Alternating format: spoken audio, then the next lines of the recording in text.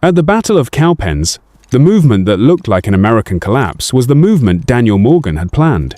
On January 17, 1781, British troops advanced across an open South Carolina pasture and watched the first American lines give ground. To Banastre Tarleton, the retreat appeared to confirm everything he believed about militia. Yet, each withdrawal drew his tired formation toward another line, another volley, and finally an attack from the flanks. In roughly an hour, the mixed American force had defeated one of Britain's most aggressive field commands. How did Morgan turn the supposed weakness of his army into the mechanism of victory? The answer begins with the crisis in the South. Charleston had fallen in May 1780, and more than 5,000 American troops had been taken prisoner. British power extended across much of South Carolina, while Loyalist and Patriot forces fought a bitter struggle through the backcountry. After another American defeat at Camden, organized resistance appeared dangerously fragile. George Washington sent Nathanael Greene to command what remained of the Southern Army. Greene found roughly 1,400 hungry, poorly supplied regulars scattered across a wide region. There were too few men to confront Lord Cornwallis directly. The Americans needed to survive, gather food, and force the British to divide their attention. Greene responded with a decision that seemed to multiply the danger. He divided his small army and sent Brigadier General Daniel Morgan west with about 600 troops. The move forced the British to protect more territory and gave the Americans room to gather supplies, threaten outposts, and remain mobile. It also invited pursuit. Cornwallis sent Tarleton, a fast and forceful cavalry commander, to find Morgan before the American detachments could reunite. His purpose was to bring the detached force to battle. As local militia joined Morgan, the command grew, but it remained a mixture rather than a uniform army. Morgan brought an unusual education to that contest. He had grown up with few advantages in Virginia's Shenandoah Valley and had worked as a teamster on the frontier. During the French and Indian War, he received a severe flogging after striking a British officer. Later accounts say he carried the scars for life and joked that the drummer had miscounted the lashes. During the Revolution, he first led Virginia riflemen in the winter campaign at Quebec. He later commanded experienced riflemen in the wooded fighting around Saratoga. At Quebec, a musket ball passed through his neck, yet he survived and returned to service. At Saratoga, his riflemen helped disrupt British command and movement. Across those campaigns, Morgan learned how different kinds of soldiers responded when formations began to fail. That experience mattered more than formal theory. Morgan had seen riflemen disrupt an advance from a distance. He had also seen militia break when asked to stand in the open against trained infantry and bayonets. He did not conclude that civilian soldiers lacked courage. He recognized that they lacked the drill, cohesion, and equipment of regular troops. A successful plan would have to demand a limited task they could understand, perform, and survive. It would also have to make their expected withdrawal useful. With Tarleton closing rapidly, Morgan stopped at the Cowpens, a familiar cattle grazing ground in the rolling country of northern South Carolina. The position offered roughly 1,000 yards of open fields and low rises rather than fortifications. The broad river lay several miles behind the Americans, complicating a prolonged retreat through the region. It did not form an immediate wall at the edge of the field. Morgan's choice reduced the temptation to keep withdrawing. The ground also allowed each line to see what the others were doing. The gentle slope exposed an advancing force for much of its approach. More important, it offered space for a defense, arranged in depth. On the night before the battle, Morgan moved among the campfires and explained the plan to his men. Later accounts emphasize how directly he spoke with the militia. He mixed reassurance with practical instruction and requested controlled shots rather than an impossible last stand. Their assignment was limited and clear. They would face the advance, deliver aimed fire, then withdraw around the American left. Afterward, they would reform behind the main line. The regulars would hold the rising ground. The cavalry would remain concealed until the moment for a counterstroke. Morgan was not trying to erase the differences between his troops. He was coordinating those differences. By dawn, each part of the force understood its role in relation to the others. Morgan organized the field in three principal lines. The forward screen, consisted of about 150 selected riflemen from Georgia and the Carolinas. Their long rifles gave them reach, and their task was to disrupt the British advance, especially its officers, before falling back. Roughly 150 yards behind them stood Andrew Pickens and about 300 militia. Farther uphill, John Eager Howard commanded approximately 450 Continental infantry and experienced Virginia troops who would absorb the main attack. Behind the second rise, out of British view, William Washington waited with about 80 Continental dragoons and 45 mounted militiamen. The defense was not a single barrier. It was a sequence, with every line designed to change the condition of the enemy before the next encounter. Tarleton's force numbered more than 1,000 British regulars, loyalist infantry, dragoons, and artillerymen. His men reached Morgan's sequence in poor condition. Roused around 2 in the morning, they had been pushed nearly 8 miles through darkness, winter roads, muddy crossings, and swollen creeks. Many were tired and hungry when scouts located Morgan's position, and the horses had also been driven hard. Tarleton was only 26, but he already had a reputation for speed, aggression, and relentless pursuit. The previous year, violence against surrendering Americans at Waxhaws had made his command feared and had given patriots a powerful grievance. Caution was not the quality associated with him, and the open pasture seemed to offer the rapid decision he wanted. The American arrangement encouraged that conclusion. From the British approach, Morgan appeared cornered on exposed ground. Tarleton attacked without allowing a long rest, conducting a thorough reconnaissance, or retaining a substantial reserve. His infantry formed in a broad assault line as daylight spread across the field, with cavalry supporting the movement.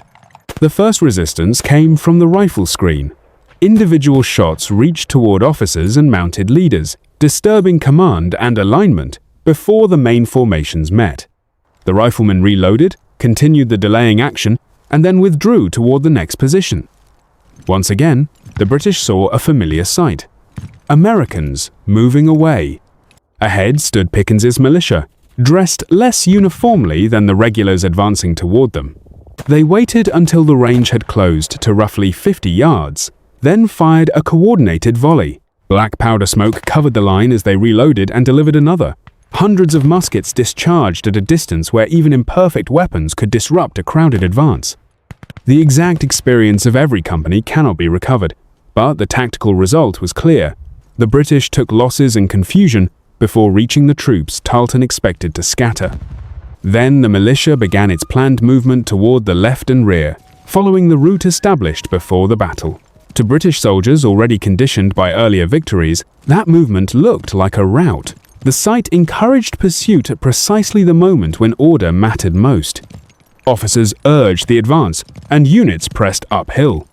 Spacing became uneven, and the line lost some of its controlled alignment. The withdrawing militia had not ended the defense. It had uncovered Howard's line on the rise. There, rested Continental troops stood shoulder to shoulder with loaded muskets. They were prepared to meet an opponent that had crossed the field, absorbed 2 layers of fire, and accelerated out of formation. At close range, Howard's infantry delivered its volley. Smoke and recoil passed along the American line while the British front struggled to recover. The Continentals then moved forward with bayonets, converting a defensive stand into a counterattack. This was the central reversal at Cowpens. Tarleton's troops had advanced because every visible sign suggested that American resistance was dissolving. Instead, the pursuit had carried them into the strongest part of Morgan's formation at the moment, when their own cohesion was weakest. The pressure now came from more than one direction.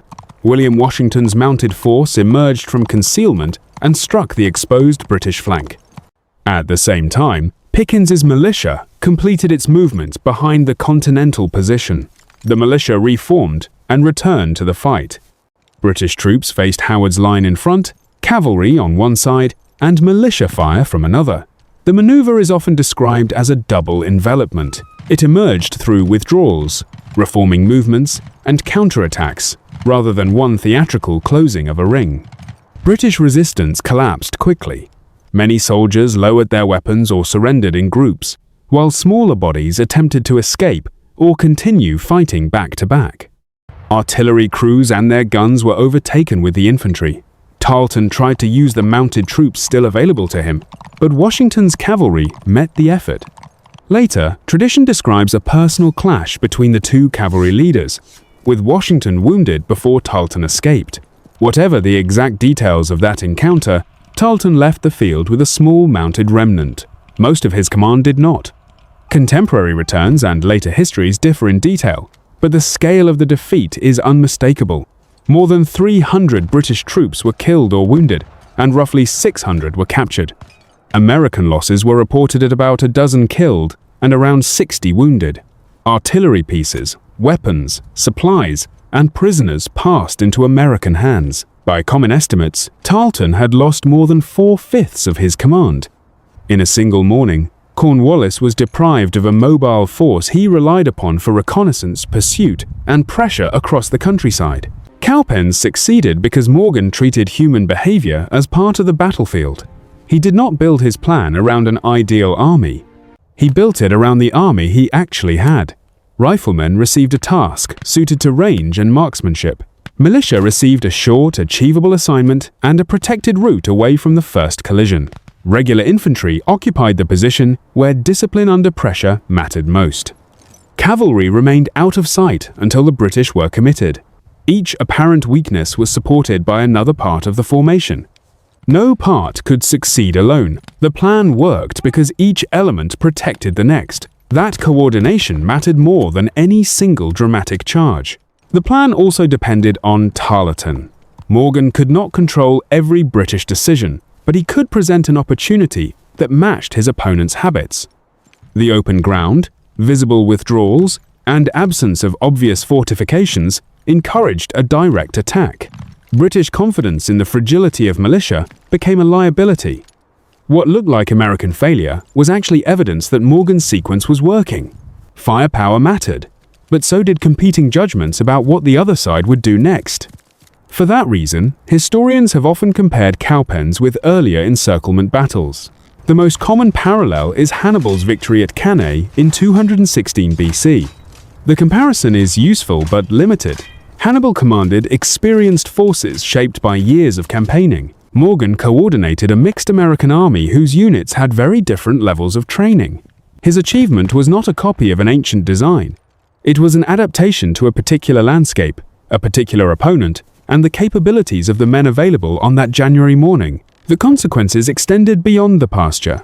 Cornwallis had lost a large portion of his light troops and one of his most energetic field forces. He burned supply wagons to lighten his army and pursued Greene across the Carolinas and toward Virginia. The chase strained men, horses, and supply lines while drawing the British farther from secure bases. That campaign involved many additional decisions: battles, supply problems, and Allied movements. Cowpens did not, by itself, cause the surrender at Yorktown. It did weaken British operational flexibility and push the Southern War into a costly chain of marches. The British could not convert those marches into lasting control. By October, American and French forces at Yorktown would exploit a much larger crisis developed through the intervening months.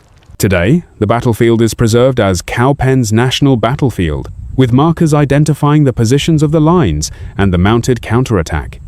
The open ground and low hills make the logic of the deployment easier to see than it is in written accounts alone. The surviving ground shows how each position depended on distance, timing, and the disciplined use of limited tasks. The first line was never expected to remain. The second line was never required to behave like seasoned regulars. The final line and the hidden cavalry existed to exploit what those withdrawals would invite. Cowpens endures because the retreat was not outside the plan. Properly understood, it was the hinge on which the plan turned.